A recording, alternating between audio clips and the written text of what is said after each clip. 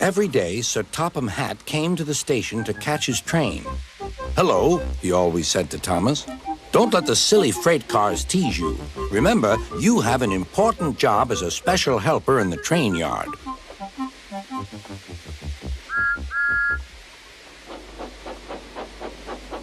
There were lots of freight cars, and Thomas worked very hard pushing and pulling them into place. There was also a small coach and two strange things his driver called cranes. "That's the breakdown train," he told Thomas. "The cranes are for lifting heavy things like engines and coaches and freight cars."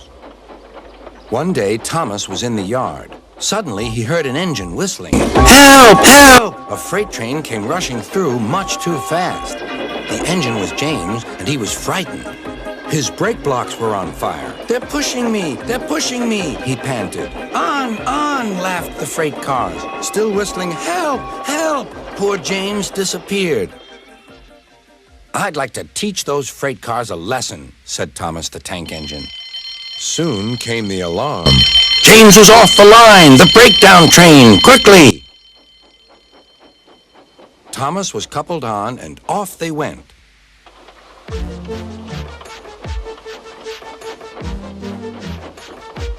Thomas worked his hardest. "Hurry, hurry, hurry," he puffed. He wasn't pretending to be like Gordon. He really meant it. "Bother those freight cars and their tricks. I hope poor James isn't hurt."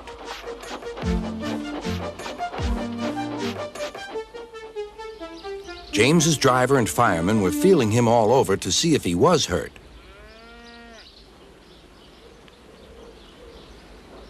"Never mind, James," they said. "It was those silly freight cars and your old wooden brakes that caused the accident."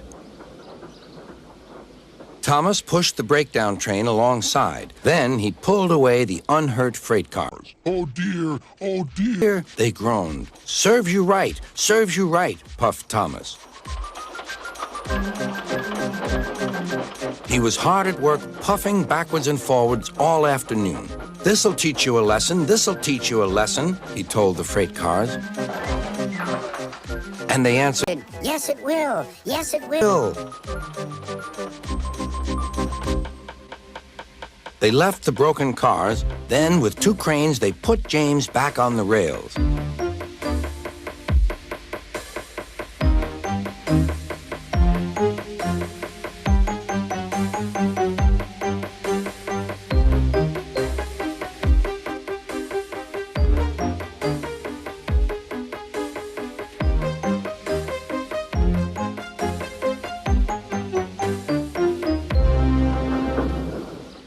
He tried to move, but he couldn't, so Thomas helped him back to the shed.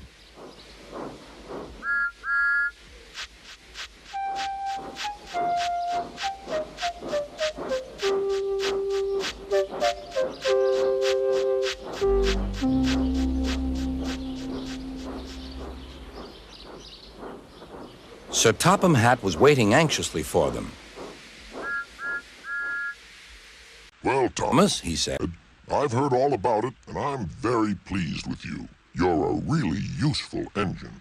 James shall have some proper brakes and a new coat of paint, and you shall have a branch line all to yourself." "Oh, thank you, sir," said Thomas. Now Thomas is as happy as can be. He has a branch line and two coaches called Annie and Clarabelle. He puffs proudly backwards and forwards with them all day.